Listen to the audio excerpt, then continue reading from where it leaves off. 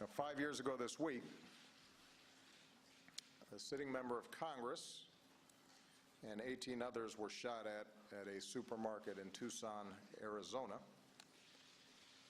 It wasn't the first time I had to talk to the nation in response to a mass shooting, nor would it be the last. Fort Hood, Binghamton, Aurora, Oak Creek, Newtown, the Navy Yard, Santa Barbara, Charleston, San Bernardino. Too many.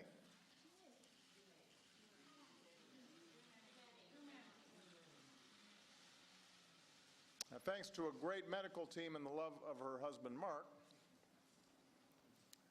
my dear friend and colleague, Gabby Giffords, survived. She's here with us today with her wonderful mom.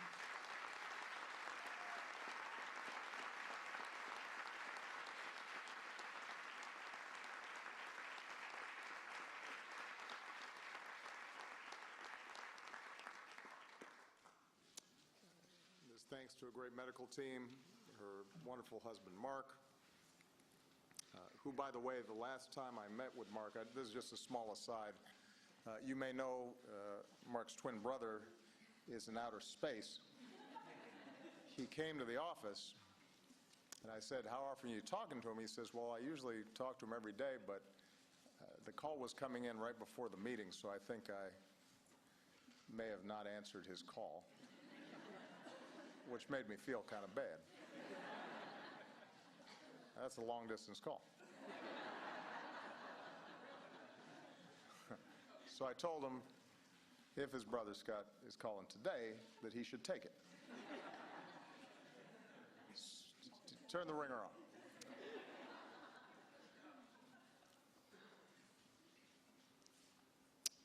I was there with Gabby when she was still in the hospital. And we didn't think necessarily at that point that she was going to survive. And that visit right before Memorial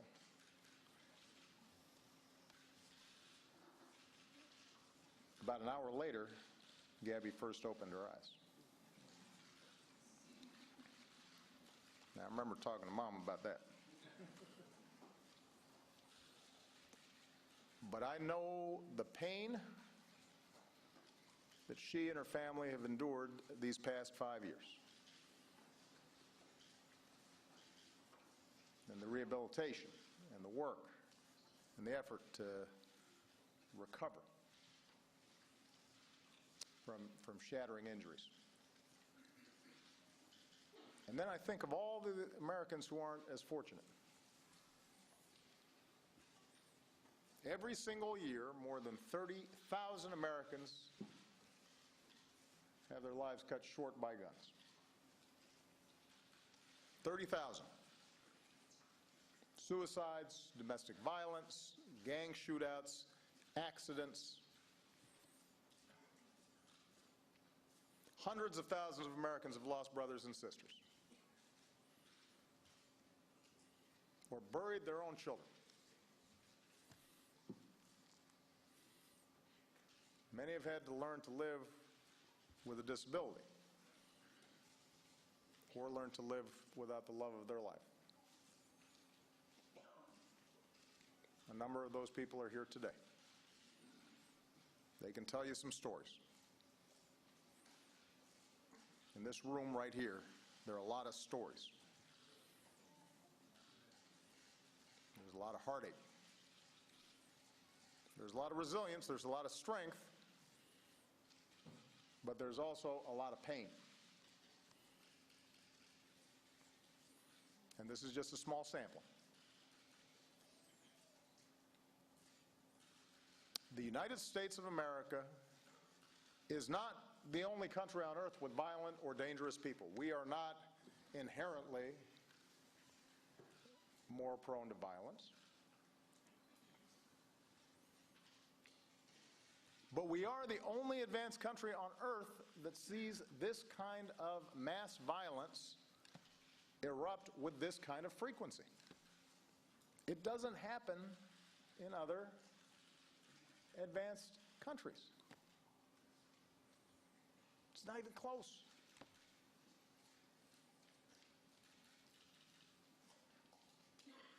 And as I've said before, somehow we become numb to it, and we start thinking that this is normal.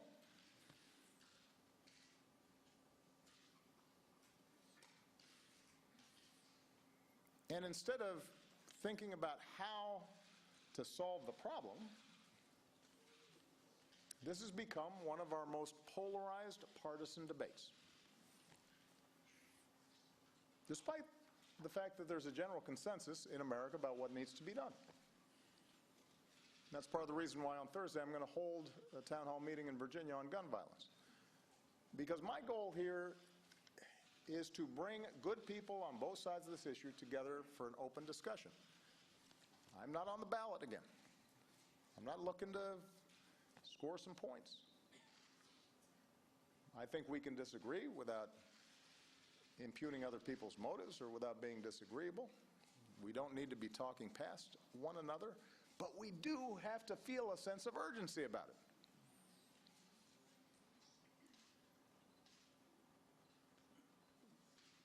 it. In Dr. King's words, we need to feel the fierce urgency of now. Because people are dying. And the constant excuses for inaction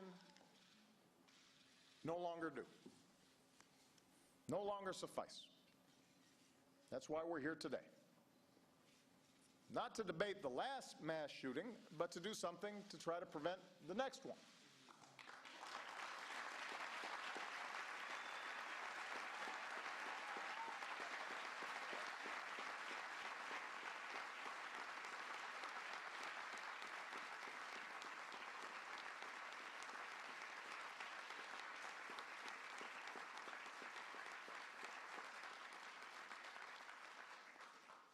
To prove that the vast majority of Americans, even if our voices aren't always the loudest or most extreme, care enough about a little boy like Daniel to come together and take common sense steps to save lives and protect more of our children. Now, I want to be absolutely clear at the start. I've said this over and over again. This also becomes routine. There's a ritual about this whole thing that I have to do. I believe in the Second Amendment. It's there written on the paper. It guarantees a right to bear arms. No matter how many times people try to twist my words around, I taught constitutional law. I know a little bit about this. I get it.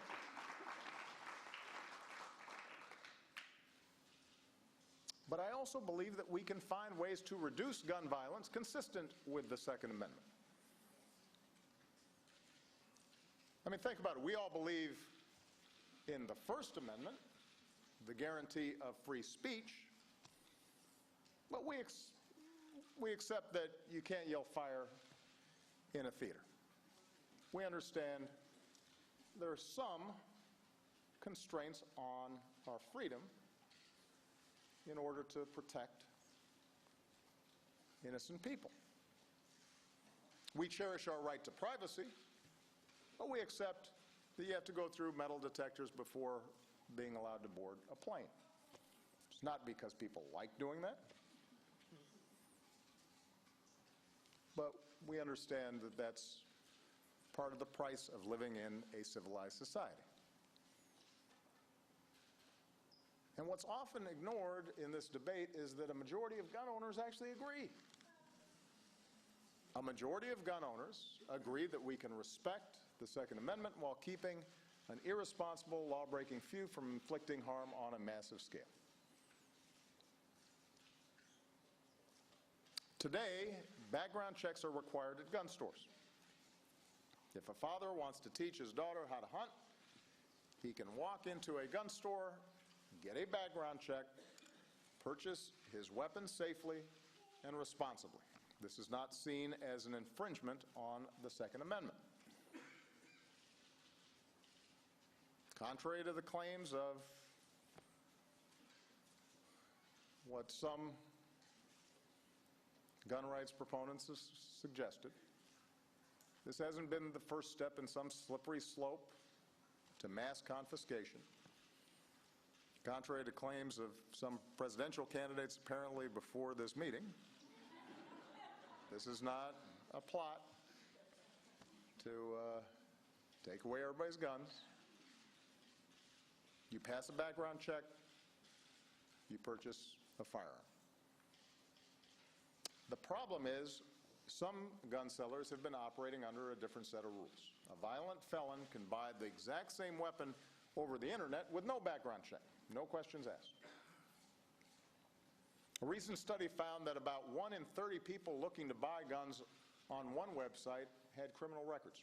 1 out of 30 had criminal record. We're talking about individuals convicted of serious crimes, aggravated assault, domestic violence, robbery, illegal gun possession. People with lengthy criminal histories buying deadly weapons, all too easily. And this was just one website within the span of a few months. So we've created a system in which dangerous people are allowed to play by a different set of rules than a responsible gun owner who buys his or her gun the right way and subjects themselves to a background check. That doesn't make sense. Everybody should have to abide by the same rules. Most Americans and gun owners agree. And that's what we tried to change 3 years ago, after 26 Americans, including 20 children, were murdered at Sandy Hook Elementary. 2 United States senators, Joe Manchin, a Democrat from West Virginia, and Pat Toomey, a Republican from Pennsylvania, both gun owners, both strong defenders of our Second Amendment rights, both with A grades from the NRA. That's hard to get. Work together in good faith, consulting with folks like our Vice President, who's been a champion on this for a long time, to write a common sense compromise bill that would have required virtually everyone who buys a gun to get a background check. That was it. Pretty common sense stuff. 90% of Americans supported that idea. 90% of Democrats in the Senate voted for that idea. But it failed because 90% of Republicans in the Senate voted against that idea.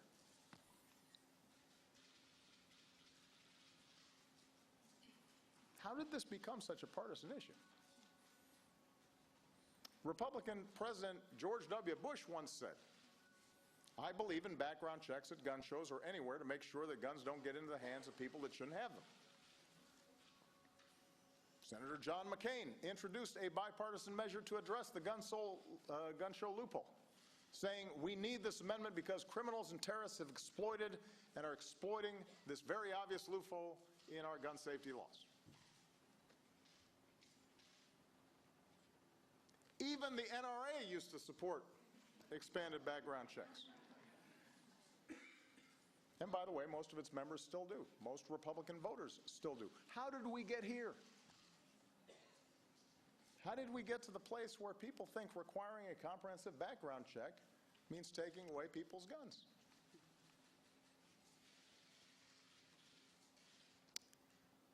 Each time this comes up, we are fed the excuse that common sense reforms like background checks might not have stopped the last massacre,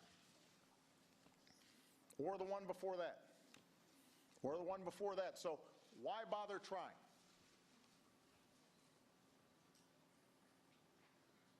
I reject that thinking.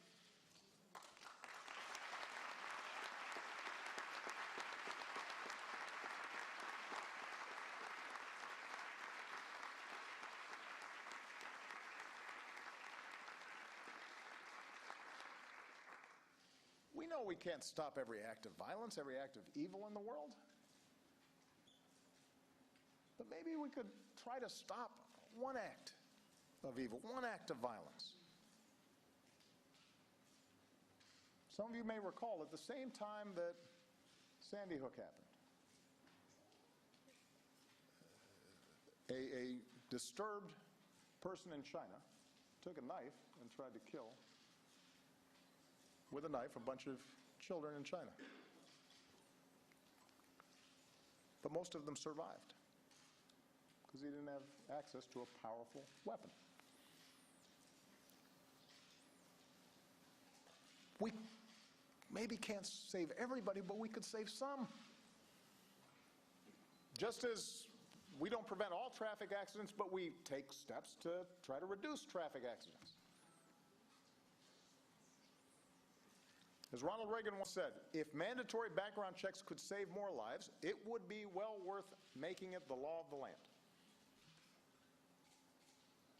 The bill before Congress 3 years ago met that test. Unfortunately, too many senators failed theirs.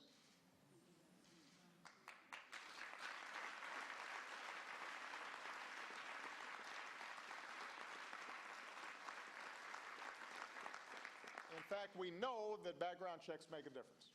After Connecticut passed a law requiring background checks in gun safety courses, gun deaths decreased by 40%. 40%.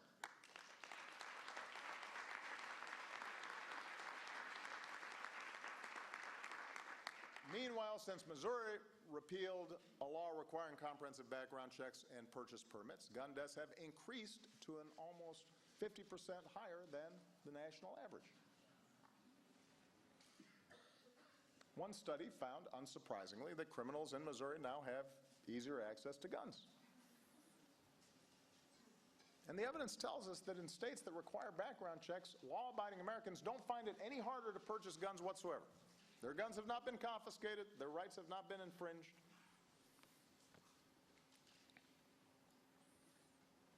And that's just the information we have access to.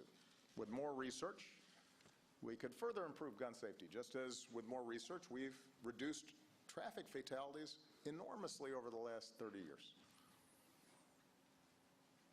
We do research when cars, food, medicine, even toys harm people so that we make them safer. And you know what? Research, science, those are good things. They work. They do.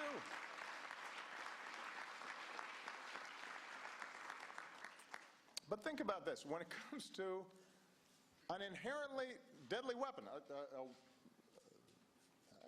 nobody argues that guns are potentially deadly. Weapons that kill tens of thousands of Americans every year, Congress actually voted to make it harder for public health experts to conduct research into gun violence. Made it harder to collect data and facts and develop strategies to reduce gun violence. Even after San Bernardino, they've refused to make it harder for terrorist suspects who can't get on a plane to buy semi-automatic weapons. That's not right.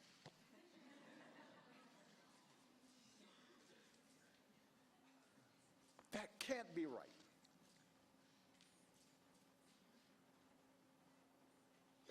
So the gun lobby may be holding Congress hostage right now, but they cannot hold America hostage. We do not have to accept this carnage as the price of freedom.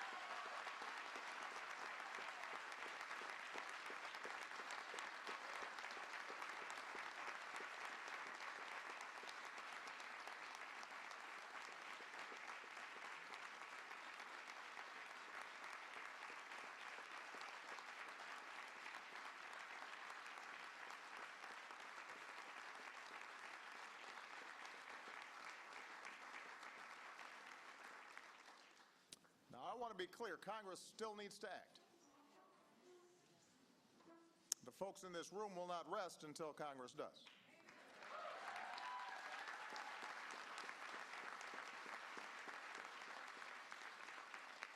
Because once Congress gets on board, with common sense gun safety measures, we can reduce gun violence a whole lot more. But we also can't wait. Until we have a Congress that's in line with the majority of Americans, there are actions within my legal authority that we can take to help reduce gun violence and save more lives. Actions that protect our rights and our kids.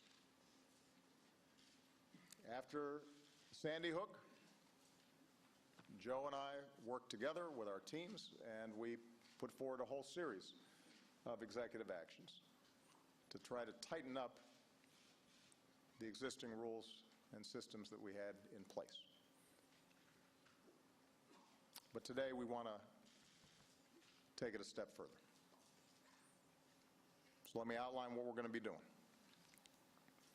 Number one, anybody in the business of selling firearms must get a license and conduct background checks or be subject to criminal prosecutions.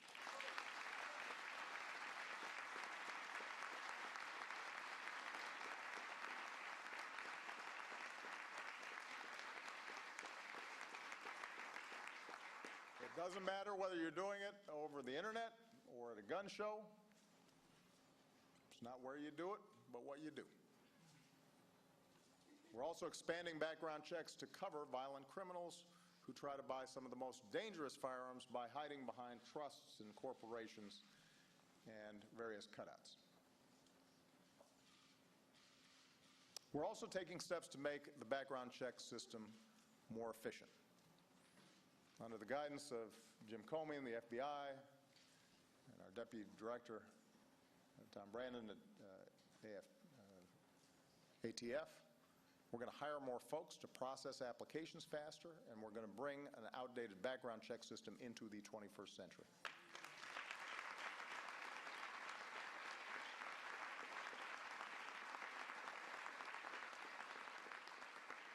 And these steps will actually lead to a smoother process for law-abiding gun owners, a smoother process for responsible gun dealers, a stronger process for protecting the people from the public from dangerous people. So that's number one. Number two, we're going to do everything we can to ensure the smart and effective enforcement of gun safety laws that are already on the books, which means we're going to add 200 more ATF agents and investigators. We're going to require firearms dealers to report more lost or stolen guns on a timely basis. We're working with advocates to protect victims of domestic abuse from gun violence, where too often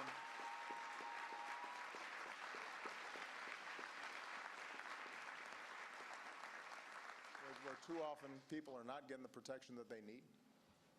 Number three, we're going to do more to help those suffering from mental illness get the help that they need. So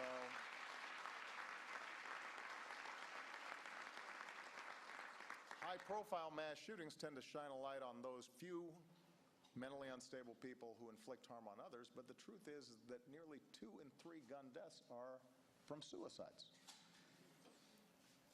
So a lot of our work is to prevent people from hurting themselves.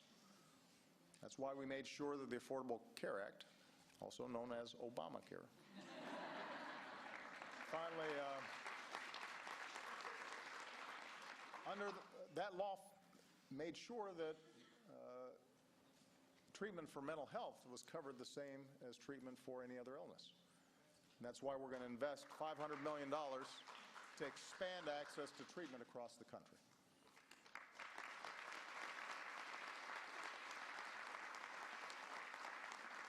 It's also why we're going to ensure that federal mental health records are submitted to the background check system and remove barriers that prevent states from reporting relevant information. If we can continue to destigmatize mental health issues, get folks proper care, and fill gaps in the background check system, then we can spare more families the pain of losing a loved one to suicide. And for those in Congress who so often rush to blame mental illness for mass shootings as a way of avoiding action on guns, here's your chance to support these efforts. Put your money where your mouth is.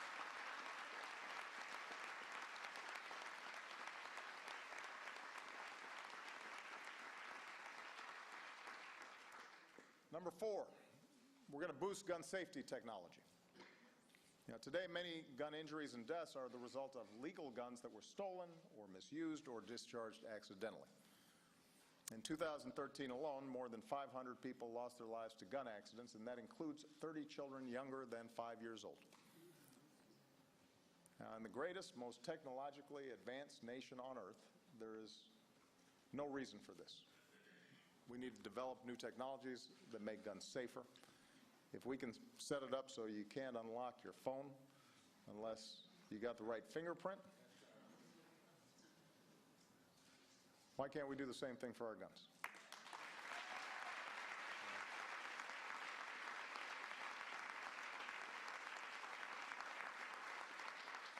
If there's an app that can help us find a missing tablet, which happens to me often, the older I get.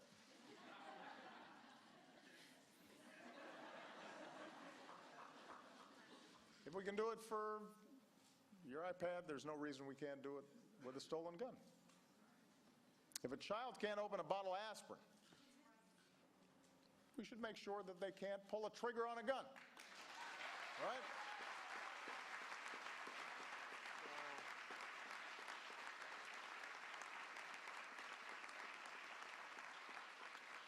So we're going to advance research. We're going to work with the private sector to update firearms technology.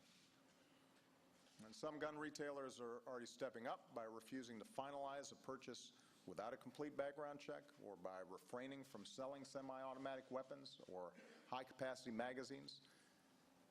And I hope that more retailers and more manufacturers join them, because they should care as much as anybody about a product that now kills almost as many Americans as car accidents. I make this point because none of us can do this alone. I think Mark made that point earlier. All of us should be able to work together to find a balance that declares the rest of our rights are also important. Second Amendment rights are important, but there are other rights that we care about as well, and we have to be able to balance them. Because our right to worship freely and safely, that right was denied to Christians in Charleston, South Carolina, and that was denied Jews in Kansas City, and that was denied Muslims in Chapel Hill and Sikhs in Oak Creek. They had rights too.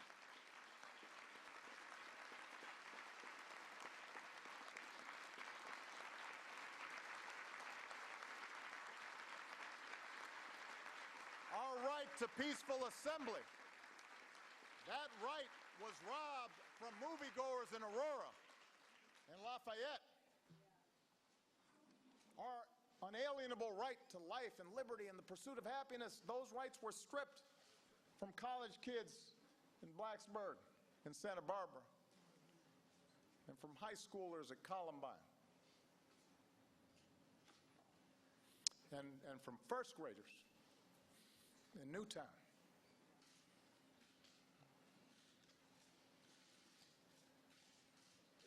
First graders.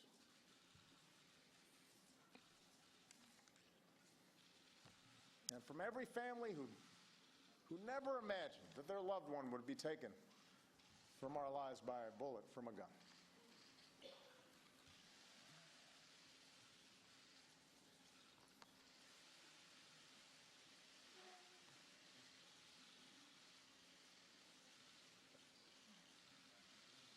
Every time I think about those kids, it gets me mad. And by the way, it happens on the streets of Chicago every day.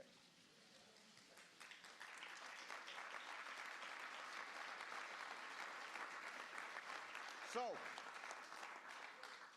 all of us need to demand a Congress brave enough to stand up to the gun lobby's lies. All of us need to stand up and protect its citizens.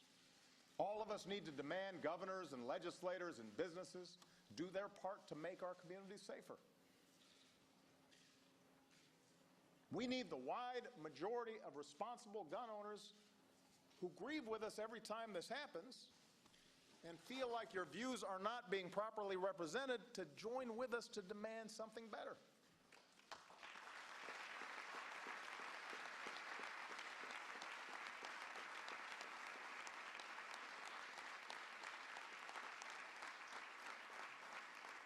And we need voters who want safer gun laws and who are disappointed in leaders who stand in their way to remember come election time.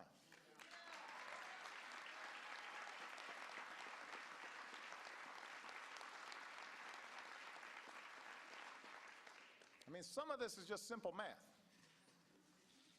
Yes, the gun lobby is loud and it is organized in defense of making it effortless for guns to be available for anybody, anytime. Well, you know what? The rest of us, we all have to be just as passionate. We have to be just as organized in defense of our kids. This is not that complicated. The reason Congress blocks laws is because they want to win elections. And if you make it hard for them to win an election, if they block those laws, they'll change course, I promise you.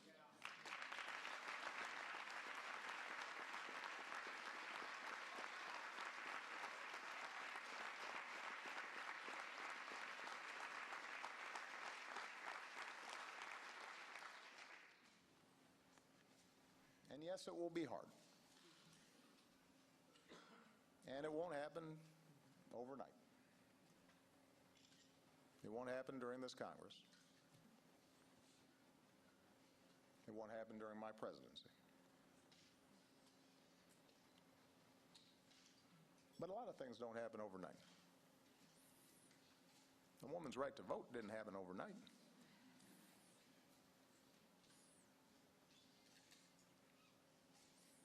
The liberation of African Americans didn't happen overnight. LGBT rights, that was decades worth of work. So just because it's hard, that's no excuse not to try. And if you have any doubt as to why you should feel that fierce urgency of now, think about what happened 3 weeks ago. Xavion Dobson was a sophomore at Fulton High School in Knoxville, Tennessee. He played football, beloved by his classmates and his teachers. His own mayor called him one of their city's success stories. The week before Christmas, he headed to a friend's house to play video games. He wasn't in the wrong place at the wrong time. He hadn't made a bad decision. He was exactly where any other kid would be. Your kid. My kids.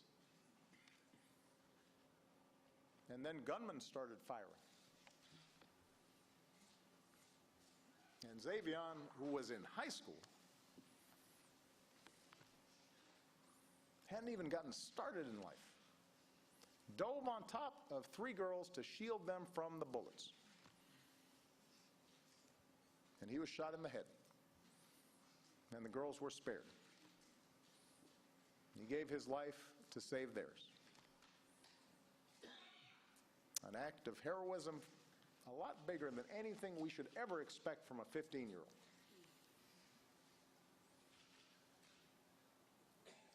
Greater love hath no man than this, that a man lay down his life for his friends. We are not asked to do what Xavion Dobson did. We're not asked to have shoulders that big, a heart that strong, reactions that quick. I'm not asking people to have that same level of courage or sacrifice or love. But if we love our kids and care about their prospects, and if we love this country and care about its future, then we can find the courage to vote. We can find the courage to get mobilized and organized. We can find the courage to cut through all the noise and do what a sensible country would do. That's what we're doing today, and tomorrow we should do more, and we should do more the day after that. And if we do, we'll leave behind a nation that's stronger than the one we inherited and worthy of the sacrifice of a young man like Xavier. Thank you very much, everybody. God bless you. Thank you.